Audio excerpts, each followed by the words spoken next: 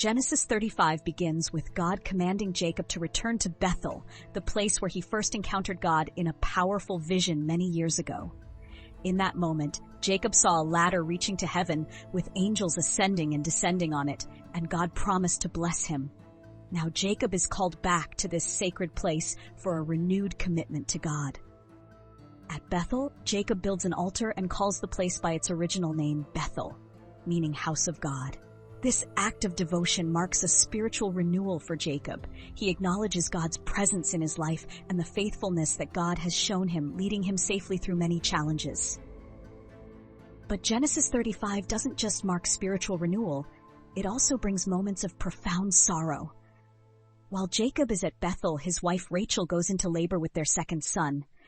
Rachel, who had long struggled with infertility, is filled with joy and pain as she prepares to give birth. Unfortunately, during childbirth, Rachel dies. Her passing is a heartbreaking moment for Jacob. Benjamin is born, but his mother's death casts a shadow over his birth.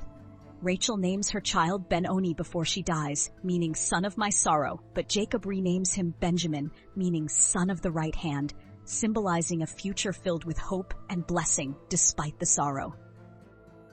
The naming of Benjamin is significant. Jacob's choice of a new name reflects his desire to focus on the hope for the future, rather than the grief of the past. Even in the face of loss, Jacob chooses to look forward with faith, believing that this child would bring blessings. Genesis 35 sheds light on the cultural realities of ancient societies. Childbirth in ancient times was a risky endeavor for women, with high maternal mortality rates due to lack of medical care and poor hygiene. Rachel's death underscores the vulnerability of women in childbirth, a reality many faced in that era.